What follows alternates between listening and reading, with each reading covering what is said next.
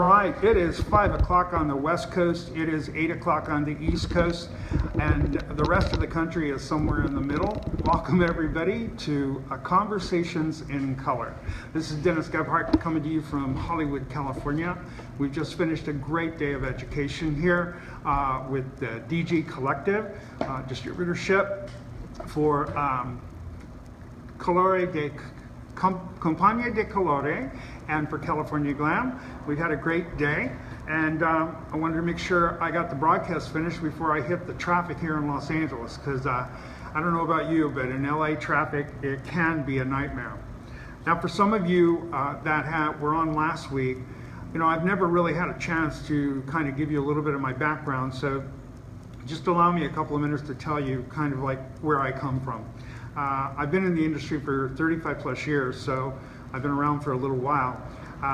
My longest time with any kind of a manufacturer was with Redken Laboratories. I worked for them for 26 years. I worked in education. I also worked in product development. In fact, many of you may be very familiar with some products that I created for that company. One of them was called Shades EQ. The other was called Shades EQ Lightning Crystals, and of course the third product was Redken Color Gel. So those are kind of my surrogate children.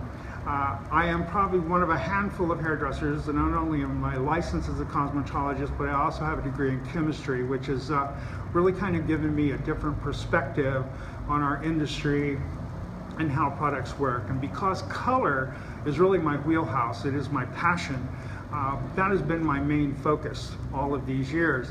So when I do these broadcasts, I just want to kind of give you some ideas about where my mind is. My job, I believe, as a educator or a trainer or someone giving people information is to provoke your thoughts. You know, I believe that if I don't provoke the thoughts of people who I have the opportunity to share with, then I've not really done my job. My goal this year is I am on a campaign for understanding, so that people will understand some things about hair color and empower themselves to become more successful and to master their craft. You know, we have an interesting business, because I find that many of us who think we have science information, most of that science that we think is science, it really comes from marketing. And one of the biggest challenges I had for many years was trying to skew the law of color so it fit into a marketing story. So as I talk to you on these weekly broadcasts, and I'm so grateful for Jennifer, I Am Sparkle Girl, for getting me on Periscope and getting me connected with everyone. And if you enjoy some of this information that I'm sharing with you, if you will just swipe your screen to your right, and share it with your friends. And if you really like the information, please tap on the screen and send me hearts. The more hearts I get, the longer the broadcast stays up.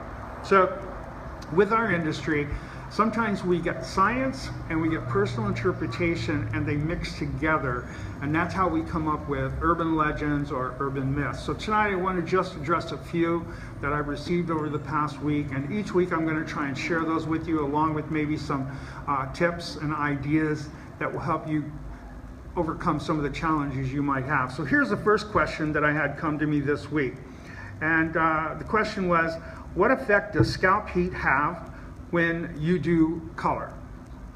And here's where we have to really talk about what science says. I think there's so many people in our industry that believe that scalp heat really has anything to do with processing color, and actually it doesn't, because your scalp heat is not what causes the scalp area to take the color dramatically. It is the nature of the hair. So what I've done is I've given you I have a diagram of a hair follicle here. So can you see that, Sylvia? Can they see it on the screen? All right, so here's what I want you to notice. When your hair is down in the hair follicle here, it is what we call cellular tissue. That means it's soft. It's still moist. And as it extends beyond the surface of the skin, it becomes what we call soft keratinized protein. Soft keratinized protein is not yet fully developed hair strand, which means that if I apply a product from scalp to end, that scalp area is going to take more dramatically, not because of scalp heat, but because of the soft keratinized protein. So it's important for us to understand that, because it's kind of a misnomer that scalp heat has anything to do with color processing. Now, I know there's those of us that have a belief system and we believe, well, this is what I've done for 20 years. I've always called it scalp heat. Now this guy comes along and tells me I need to change it. Look, I do not want to step on your belief systems. I want you to do what you feel comfortable with. But I also want you to know what science tells us. See, that's a great thing about science. We can either choose to believe it or not believe it. But it is science. And I've always said to anybody who does education, if science doesn't support it, don't teach it. So the reason we stay away from that scalp is so it doesn't react so dramatically. Now here's another thing to know about that as well. The hair follicle, as it grows out of the hair follicle, is a smaller diameter usually than the rest of the hair strand. That is why, especially around the fronts of the hairlines, are close to that area. That's why sometimes that hair, because of the texture of it, the finer denier, it takes more dramatically. That's why sometimes your blondes will be blonde, but they'll be white around the hairline. Or your reds will be red, but they'll be extremely bright around the hairline. So it's always important when we're applying products to apply away from that scalp area first. We'll apply it away from that scalp area first, and then apply into the scalp area after you have the rest of the head applied. Or else you can take and apply a weaker formulation with a lower volume developer at the scalp, and then when you apply to the mid-lengths and the ends, apply a higher volume or a stronger formulation. So hopefully that helps you kind of understand a little bit about scalp heat. Next question that came to me this last week was, I see lots of people talking about toning hair with high lift tents, and I've actually done it myself, and I want to know what is the recommendation. Well, here's the thing with high lift tents. It doesn't matter who makes them. All high lift tents are nothing more than oil bleach with pigment added. So literally, a high lift tent is a bleach with a small amount of pigment. That means it has a tremendous amount of alkalinity. Actually, on the pH scale, most high lift tents, their pH is about 10.5. And if you consider that a lot of powdered lighteners, their pH is 10.0 to 10.2, and the pH scale is logarithmic. So every time I move, it's 10 times. So I might have one Coca-Cola here, then I have 10 Coca-Colas, then I have 100 Coca-Colas, then I have 1,000 Coca-Colas. So you can see how much stronger something at a pH of 10.5 is than something at a pH of 10.2. Because I'm using a high lift tent, even if I mix it with 7 volume developer, because of the alkalinity, I can set that color into lift. So for me, I always tone with level 10s or deeper. I usually use a demi-permanent product to tone the hair, but you need to tone with something that doesn't have an extreme amount of alkalinity so that you don't end up setting it into the lift cycle. So that's my recommendation on high lift tents. Question number 3.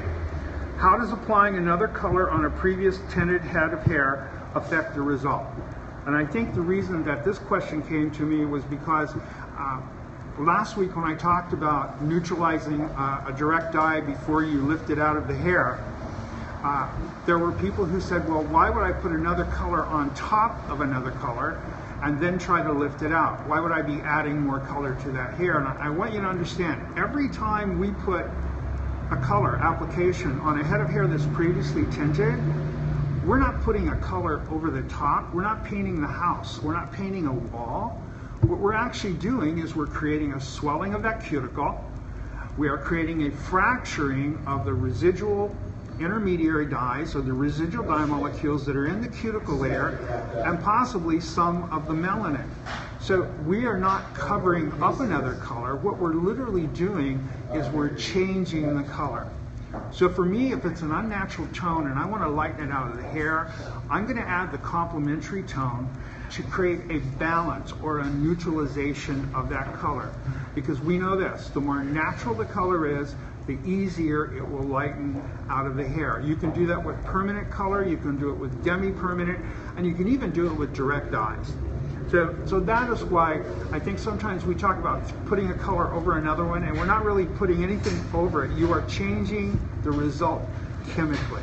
So keep that in mind. If I take a client who has brilliantly red hair and I want to lighten her to blonde, we all know what happens if I take a red shade and I bleach it and bleach it and bleach it. It just gets brighter and brighter.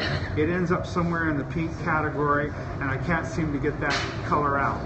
But if I took that red shade and just simply added the color yellow to it, just took yellow and tinted it with yellow, I would change that from red to orange. Here's what we know.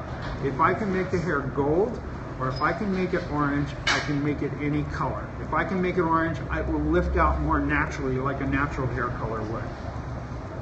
Question number 4, where does the lift come from in the hair color process? And this is another story that we have in this industry, and many of us believe that the lift primarily comes from peroxide. And actually, it doesn't. Because peroxide truly cannot lighten the hair unless it has the proper environment. And the proper environment is alkalinity. So it's a combination of using the right level of color that has the right amount of alkalinity, called windows of alkalinity.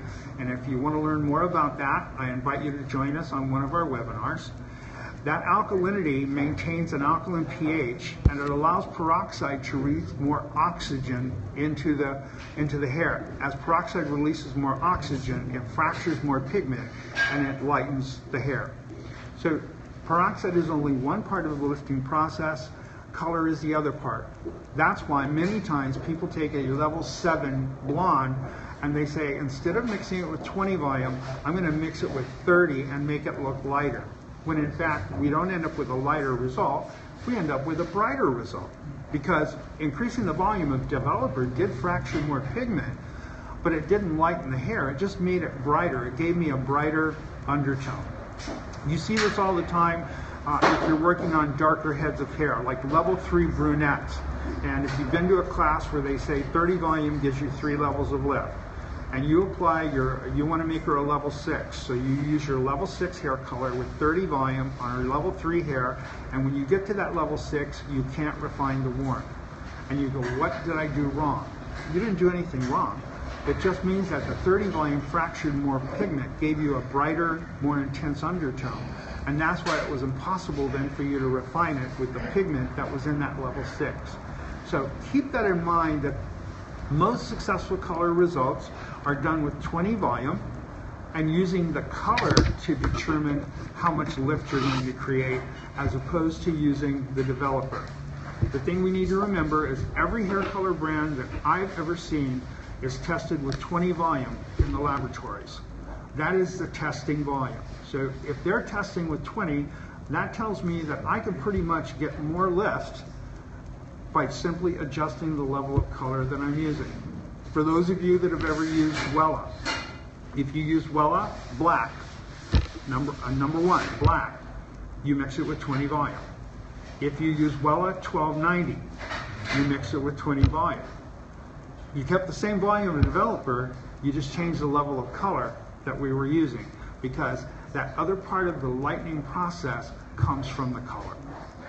All right. So those are the 4 questions. I knew this would be a little bit shorter of a broadcast today. I just want to tell you that we have some things going on here. We have a webinar tomorrow, and our webinar is on the most common color correction problems.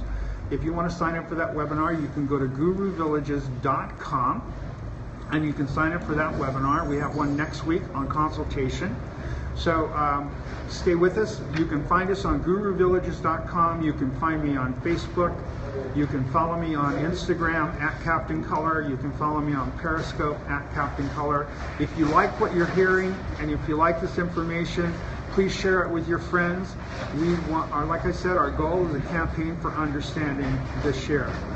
Now, one other thing I want to say before I close today is that many of you know that Philip Ring, and if you don't know Philip is from Phoenix, Arizona, and we met Philip, I think the first classes he ever did when he came here to Orange County, California, and he was teaching his pixelation.